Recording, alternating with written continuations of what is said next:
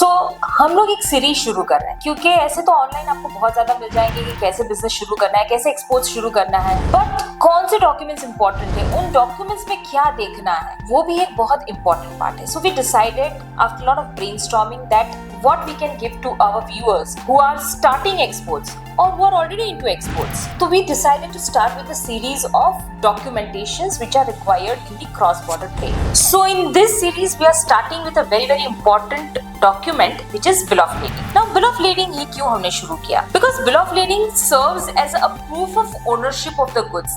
इसीलिए इसके बारे में जानना बहुत जरूरी है and it is one of the major documentations in the cross-border trade. यूं तो bill of lading कुछ नई चीज नहीं है, it has been there since time immemorial. यानी medieval time से है, जब यूरोपियंस ट्रेड करते थे. What used to be as a bill of lading for them? एक कागज का रसीद जिसमें किसको माल बेचा, किसने माल लिया, and a confirmation that yes they have received the goods in proper condition. और कौन सा goods उन्हें मिला? Well, that was medieval time, but in present times of digitization, AI, ML, etc., the journey that we have traveled from medieval to till now, lot of things have changed, and so has our documentation and the criteria of it. इसी तरह से हमारा bill of lading भी change हुआ है. bill of lading के मायने काफी चेंज हो गए, उसका इंपॉर्टेंस काफी बढ़ गया है. So basically bill of lading is now a very important part of the documentations. It is as good as a legal document with a lot of terms and conditions. It can be admissible in the court of law. At the same time, it is a one view page of whom the goods are going to, that is consignor, to the order, consignee, which is a port of loading, which is a port of discharge, who is the carrier,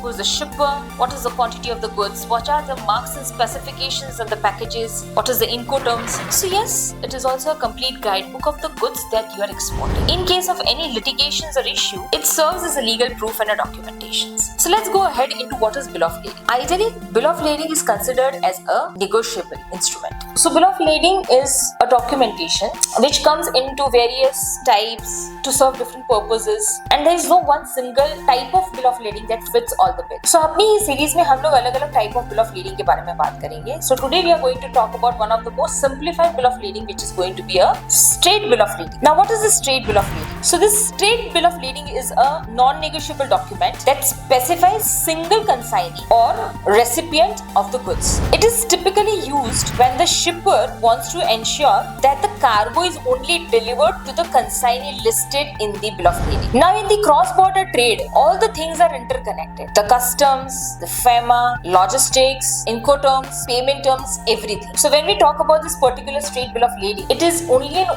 beneficial to one typical type of payment, which is advance payment. So whenever you have received an advance payment, it is advisable that you go for straight bill of lading. Also, if the freight is prepaid, this is the best type of bill of lading to use. Now, what are the benefits? The benefits is that since the ownership has already been transferred, the buyer can easily go ahead and get the ownership of the goods from the carrier. Most of the time it has been observed that it also assists in the reductions of the demurrage and detention scenarios. Yes, but one thing is to be mentioned over here, that the two order filled over there, or unlike the order or a bearer bill of lading, a straight bill of lading is non-negotiable. It cannot be transferred to any other party through endorsement. It can only be named to a specific consignee, and the goods can only be released by the consignee, that specific designated consignee. Hence, the physical bill of lading is not required by the carrier for the release of the goods. This type of bill of lading, when you are planning to use, you should be very careful and should be